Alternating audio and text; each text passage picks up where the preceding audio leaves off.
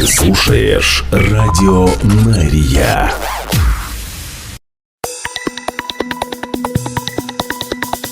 Израильская служба новостей в прямом эфире на Радио Мария. Здравствуйте. Сегодня 7 февраля. Мы начинаем.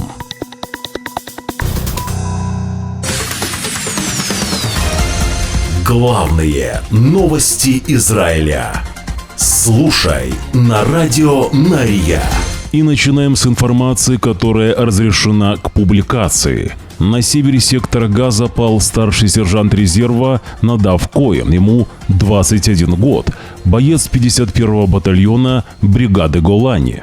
В том же инциденте пал и старший сержант Нахман Рафаэль бен Ами, 20 лет, боец 51-го батальона бригады Голани. Еще 8 военных попали в больницу, 2 из них в критическом состоянии. Сообщается, что 2 солдат пали в результате несчастного случая в секторе Газа вчера поздно вечером. По данным первоначального расследования армии обороны Израиля, инцидент произошел из-за сильного ветра, рухнул кран. Под сильным порывом ветра он упал на палатку, в которой находились бойцы 51-го батальона бригады Голани. Светлая память. Новости на Радио Мария. Армия обороны Израиля подтвердила, что за последние 24 часа нанесла удары по объектам Хезболлы в Ливане. В заявлении армии обороны Израиля удары описываются как целевые, и обещается, что военные предотвратят любые попытки перевооружения группировки Хезболла в соответствии с положением соглашения о прекращении огня.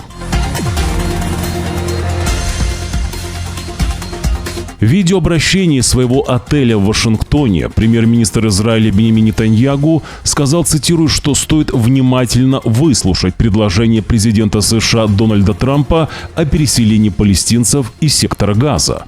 По словам премьер-министра Нетаньягу, Трамп выдвинул свою идею о секторе Газа о дне после Хамас. И я думаю, что стоит внимательно выслушать эту идею, которая является первой оригинальной идеей, высказанной за многие годы. Нетаньягу сообщает, что лидеры республиканцев и демократов в Конгрессе сошлись во мнении по 2 вещам. У Ирана не должно быть ядерного оружия, и Хамас должен быть ликвидирован. Он не может быть там, в Газе, заявил премьер-министр Израиля Биньямин Нетаньягу. В это же время министр обороны Израиля Исраэль Кац провел оценку ситуации с представителями Министерства обороны относительно планов разрешить палестинцам добровольно покинуть сектор Газа, как это было заявлено президентом США Дональдом Трампом. Кац встретился с уходящим начальником Генштаба армии обороны Израиля генерал-лейтенантом Герци Алеви, генеральным директором министерства и новым начальником Генштаба генерал-майором в отставке Эялем Замиром, а также с несколькими другими высокопоставленными чиновниками. Я поручил армии обороны Израиля подготовить план, который позволит любому жителю Газы, который проявит заинтересованность, уехать в любую точку мира, которая согласится их принять, сказал Кац в видеообращении. План будет включать варианты выхода через сухопутные переходы и особые условия выхода через море или воздух, добавляет министр обороны. Напомню, что небольшое количество палестинцев в настоящее время могут покинуть сектор Газа через КПП Рафиах с Египтом на фоне продолжающегося прекращения огня. Во время боевых действий Израиль способствовал выезду десятков больных палестинцев через КПП Керем-Шалом и позволил им добраться до Объединенных Арабских Эмиратов для лечения. Великобритания будет выступать против любых попыток переселения палестинцев из сектора Газа в соседние арабские государства против их воли. Цитирую. Не должно быть никакого принудительного перемещения палестинцев или какого-либо сокращения территории сектора Газа, заявила парламенту министр Аннелиза Доддс. Замечания Доддс прозвучали после того, как президент США Дональд Трамп ранее на этой неделе предложил переселить палестинцев и захватить сектор Газа для его развития. Трамп сказал, что представляет себе строительство курорта, где международные сообщества могли бы жить в гармонии. На встрече с министром иностранных дел Израиля Гидеоном Сааром в порту Ашдода главный дипломат Италии Антонио Таяни заявил, что его страна не будет сотрудничать с БАПОР, агентством ООН для палестинских беженцев, цитирую: «Мы не хотим сотрудничать с БАПОР и осуждаем использование офисов БАПОР в качестве тюрьмы для израильских заложников», говорит Таяни. Напомню, что мать освобожденной ранее заложницы Эмилии Дамари на прошлой неделе заявила, что ее дочь содержалась в учреждениях БАПОР в секторе Газа. На совместной пресс-конференции Саар заявил, что Совет ООН по правам человека, цитирую, действовал самым возмутительным образом. Они были предвзяты, они были навязчивы. Можно сказать, что они были антисемитами, потому что они использовали двойные стандарты в отношении нашего государства. Саар намекает, что предложение президента США Дональда Трампа по сектору Газа следует воспринимать серьезно. Сегодня важно внимательно прислушиваться к новым предлагаемым идеям и мыслить нестандартно. Газа – это провалившийся эксперимент. Он провалился под египетским суверенитетом. Он провалился, когда был передан палестинской администрации в соответствии с соглашениями Осло. С тех пор, как мы увидели рост терроризма, он определенно провалился и под руководством Хамас. У Газы в ее нынешнем состоянии нет будущего. Мы должны попытаться найти другое решение, говорит Саар. Мы должны использовать новый подход. Новости на радио Нария. В интервью 14-му телеканалу израильского телевидения премьер-министр Израиля Биньямин Нетаньягу заявил, что в октябре 2023 года в руках террористов Хезболла находилось всего около 150 заминированных пейджеров по сравнению с тысячами, которые мы, цитирую, накопили за последние месяцы. Нетаньягу объясняет, что он заблокировал предложение тогдашнего министра обороны Йоава Галланта от 11 октября уничтожить ракеты и лидеров Хезболлы, поскольку было бы ужасной ошибкой начать войну на два фронта так скоро после атак Хамас 7 октября. В это же время бывший министр обороны Йоав Галлант опровергает утверждение премьер-министра Биньямина Нетаньягу о том, что нападение на Хезболлу в октябре 2023 года, как предлагал Галлант, было бы ужасной ошибкой. В посте в соцсети X Галлант также опровергает утверждение Нетаньягу о том, что в октябре 2023 года в руках Хезболлы было всего около 150 заминированных пейджеров по сравнению с тысячами, которые, цитирую, мы накопили за последние месяцы, предшествовавшие пейджерной атаке в сентябре 2024 года. Операция с пейджерами была подготовлена за несколько лет до войны и была готова к запуску 11 октября, говорит Йоав Галлант. Вопреки тому, что было сказано, к тому времени, как я предложил атаковать Хезболлу, в их руках оказались тысячи пейджеров.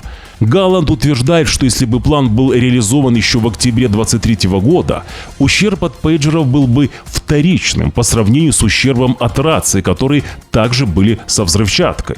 Хотя в результате атак с использованием пейджеров и раций 16 и 17 сентября были ликвидированы десятки боевиков Хезболлы, а тысячи получили ранения, гораздо больше людей были выведены из строя взрывами пейджеров, чем рациями. Причиной этого, пишет Галлант в соцсети X, стало то, что к сентябрю 2024 года подавляющее большинство раций находилось на складах, и их взрыв не нанес никакого ущерба. Главные новости Израиля. Ну и в продолжении темы пейджеров. Канцелярия премьер-министра Израиля подтверждает, что Биньямин Нетаньягу вчера подарил президенту США Дональду Трампу золотой пейджер. Подарок символизирует решение премьер-министра, которое привело к поворотному моменту в войне и стало точкой для слома воли террористической организации Хезболла, заявляет в офисе Нетаньягу. По словам премьер-министра, операция демонстрирует мощь, технологическое превосходство и хитрость Израиля в борьбе с его врагами.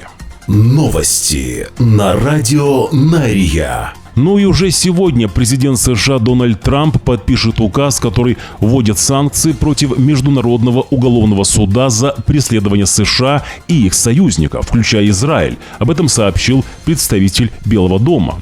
Чиновник говорит, что указ ведет финансовые и визовые санкции в отношении лиц и семей, которые оказывают помощь Международному уголовному суду в расследованиях в отношении граждан США или их союзников.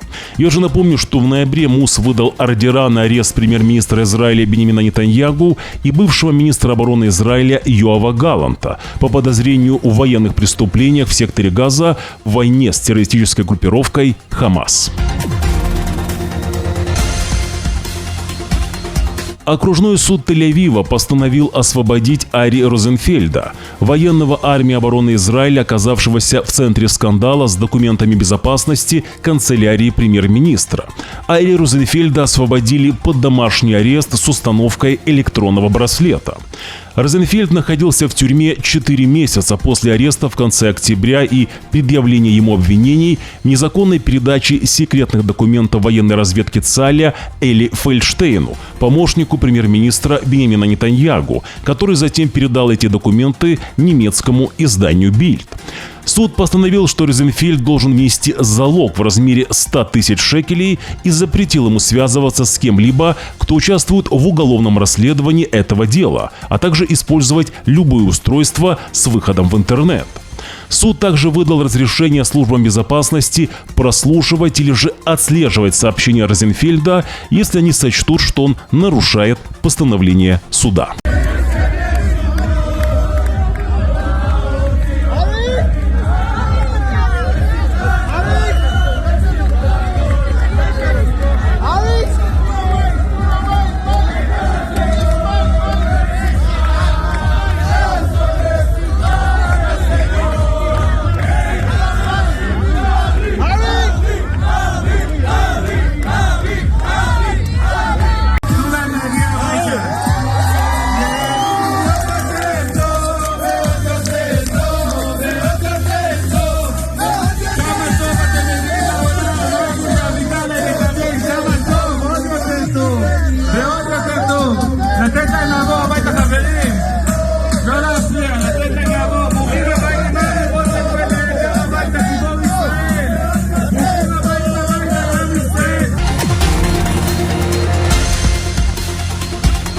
Министерство здравоохранения Израиля сообщило, что у 5 малышей в Реховоте диагностирован туберкулез легких. Вероятно, они заразились от сотрудника детского сада.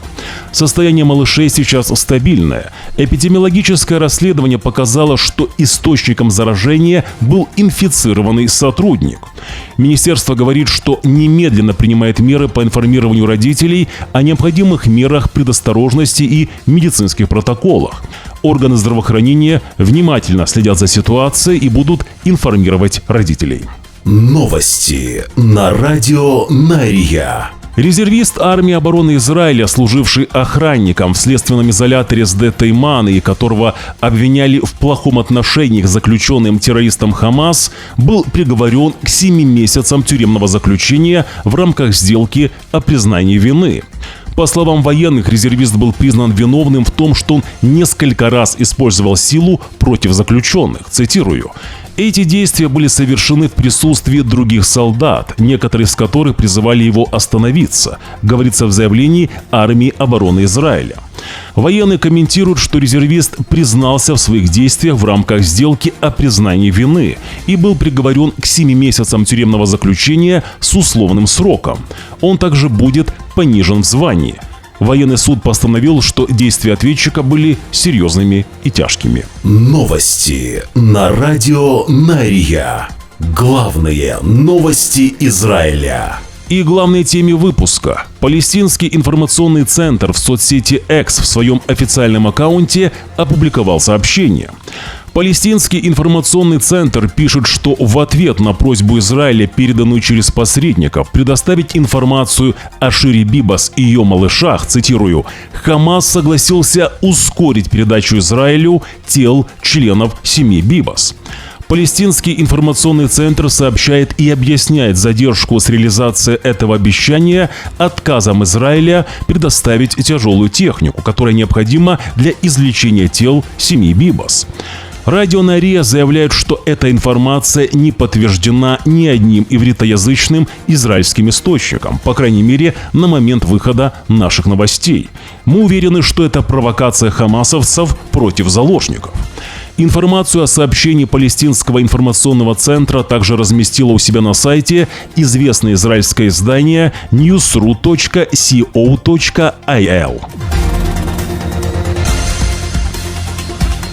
Важная информация. Вернулся наш официальный телеграм-канал. Там мы публикуем то, что не пропускает YouTube. Будьте всегда с нами на связи. Подпишитесь уже сейчас на наш телеграм-канал. Если вы смотрите нас по телевизору, своим телефоном отсканируйте QR-код на ваших экранах. Также ссылку на наш телеграм-канал мы оставим в первом закрепленном комментарии под этим видео. Завтра, в субботу, 8 февраля, ожидается очередное освобождение заложников. Кого освободят, пока неизвестно. Всю оперативную информацию мы будем публиковать в нашем телеграм-канале. Я же напомню, что Радио Нария нужна ваша поддержка. Поддержать нас вы можете очень просто. Подпишитесь на наш YouTube-канал, нажмите на кнопку «Подписаться». Также нажмите на палец вверх, если видео вам понравилось, или нажмите на палец вниз, если видео не понравилось. Оставьте свой комментарий. Благодарность и нашим спонсорам. Их имена сейчас на ваших экранах. Израильская служба новостей желает вам хорошего дня.